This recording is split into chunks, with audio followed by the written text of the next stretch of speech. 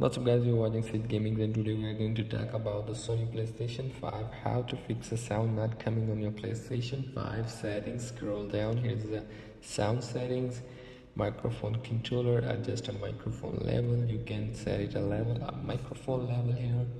These are our sound settings in microphone status when logged in, and a microphone status when starting a voice chat, and a broadcasting, and the audio output. Here is the audio settings, audio output device, hit switch output device automatically, sound effects, turn it off, turn it on, and the home screen music, turn it off or turn it on. Here is the 3D audio TV speakers, 3D audio headset, volume, beep sound, and all other settings you can set it. And here is a shortcut on your home screen, video, sound settings, and the other microphone settings. You can set it from here. So that's how that simply you can fix the sound setting on your PlayStation 5.